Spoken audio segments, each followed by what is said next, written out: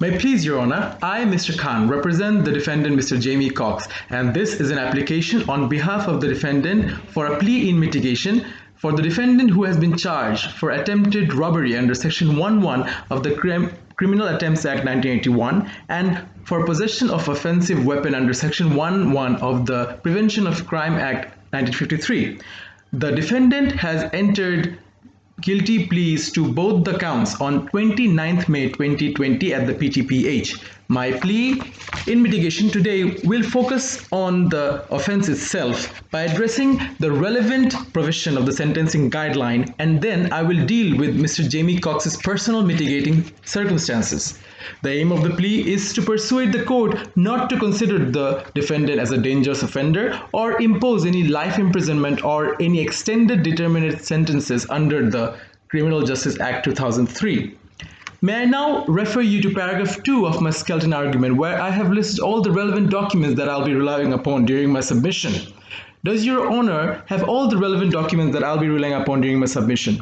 Have you had the opportunity to go through it, Your Honor?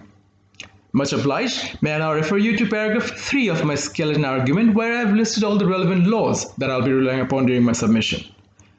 Do you require any assistance regarding the relevant laws, Your Honor?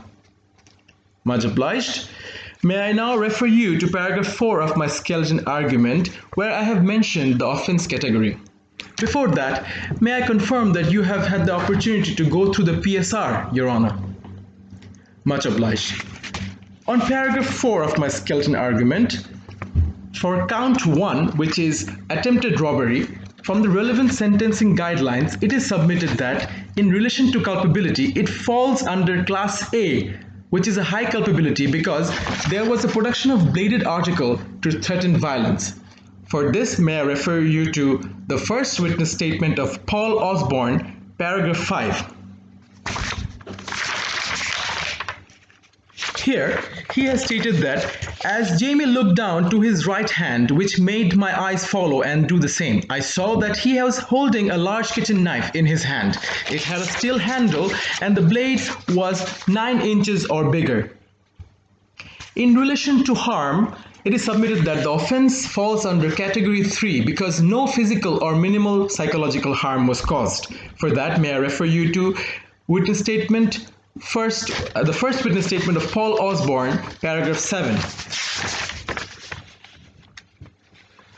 Here he states that I wasn't frightened, but clearly Jamie wanted me to be scared so that I would give him the money from the till. The offense range of this offense is 3 to 6 years custody, and the starting point is 4 years custody. Your Honor, for the count 2, which is offensive bladed article and offensive weapons, it is submitted that in relation to culpability, it falls under Class A because the bladed article was produced. For that, may I also refer you to paragraph 5 of the witness statement 1 of the Paul Osborne that I've just mentioned. In relation to harm of this offense, it falls under category 2 because minimal stress was caused to the victim. For that, may I refer you back to the witness statement 1 of Paul Osborne, paragraph 7, which I have also mentioned before. The category range of this offense is 3 months to 1 year's custody, and the starting point is 6 months custody. I will now be moving on to the relevant aggravating and mitigating factors, and for that, may I refer you to paragraph 5 of my skeleton argument, Your Honor. In relation to the statutory aggravating factors for attempted robbery, the date of the conviction by the defendant for a previous conviction of robbery was in April 2000. For that, may I take you to the summary of previous conviction page number 14. This is relevant since its nature is similar to that of the current offense. It is submitted that since the current offense have been committed after a gap of 20 years, the previous conviction may be disregarded on the ground of lapse of time. May I now refer you to paragraph 5b of my skeleton argument, where I have mentioned that in relation to the statutory aggravating factors for the possession of offensive weapon, the date of the conviction of the defendant for a previous offense of possession of bladed article was in January 2007, as can be seen from the summary of previous conviction, page number 15. It is relevant as its nature is similar to that of the current offense, but there is a gap of 13 years between the two convictions, which makes it subject to be disregarded by the court. On paragraph 5C of my skeleton argument, I have mentioned the other aggravating factors of this offense. It is submitted that the defendant is heavily dependent on drugs and the offense committed by him under the influence of drugs. He started taking drugs from a very young age, and this increased as his marriage of 15 years broke down and he got estranged from his daughters. As a result, his mental health deteriorated, and the fact that he is currently homeless and the regular drug taking motivated him to commit the offense. For this, may I take you to the PSR report, page number 11. It starts from paras 2 to 5. Your Honor, now I would be discussing few mitigating factors and I will be wanting the court's attention on it. For that, may I refer you to paragraph 6 of my skeleton argument, where I have listed the mitigating factors. It is submitted that the defendant had little or no planning for the commission of the offense. He was seen waiting outside the shop for 10 minutes before he entered it, and the entire incident lasted for just 20 to 30 minutes.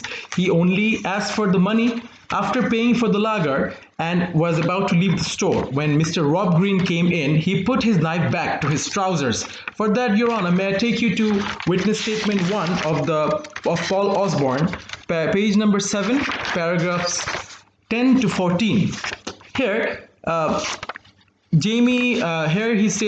Osborne states that Jamie put the knife in the back of his trousers to hide it, and Rob came into the store. Rob realized straight away that something was wrong and asked Jamie what was going on. I told Rob that Jamie had pulled a knife on me and demanded money from the till. Rob asked Jamie if he had a knife, and Jamie said yes. Jamie burst into tears. On paragraph 7, I have submitted that the defendant showed remorse to his actions, as while leaving the shop, he repeatedly apologized to the victim. For that, may I refer you to paragraph 14, page 7 of the first witness statement of Paul Osborne. Here, he says that they both then left the store. As he was leaving, Jamie pushed open the door and called to me, "I'm sorry, Mr. Osborne, I'm sorry." According to the probation officer, the defendant seemed to be genuinely concerned about the effect his actions had on the victim. For that, may I refer you to the PSR, page number 11, paragraph 1. Here, according to probation officer, it is stated that Mr. Cox appeared genuinely concerned about how his offense will have impacted upon the victim, as he described him as a nice man who he has known for many years. On the paragraph 8 of my skeleton argument, it is submitted that the defendant has taken steps to identify his problems relating to offending and drugs. He has been taking prescribed anti-narcotic medicines regularly. For that, may I refer you to PSR paragraph 13. Here it is stated that whilst he has been on remand, he has engaged with the prison drug treatment services and is prescribed methadone. He reports that drugs and alcohol are easily available to him in prison, but that he chooses to not use them. May I now refer you to paragraph 9 of my skeleton argument, where I have talked about the reduction for guilty plea. It is submitted that Mr. Jamie Cox is entitled up to 1/3 of the reduction of the sentence that the court would impose on him today.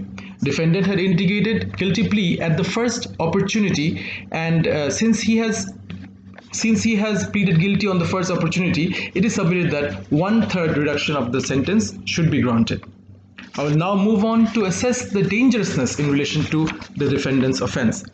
For that, may I refer you to paragraph 10 of my skeleton argument.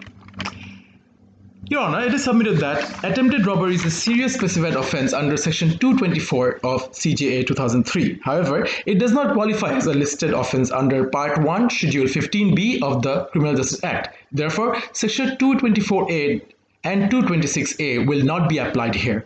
Also, imposing life imprisonment cannot be justified as the offense committed does not pose a significant risk under the meaning of section 225 of Criminal Justice Act 2003.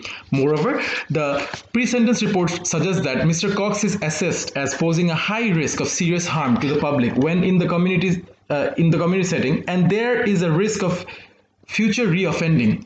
For that, may I refer you to paragraph 12 of the pre-sentence report. Whereas Section 229(1)(b) requires the court to assess whether there is a significant risk to the members of the public of serious harm occasioned by the commission by him of further offences. Therefore, in relation to the PSR, Section 229(1)(b) is not satisfied.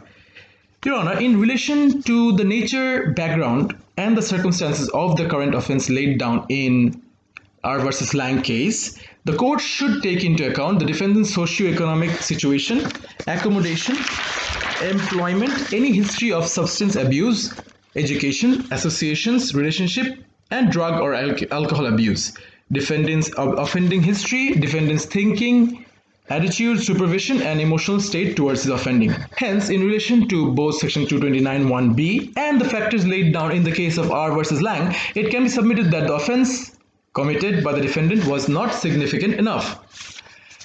Conclusively, may I now refer you to paragraph 11 of my skeleton argument, where I have discussed the totality principle.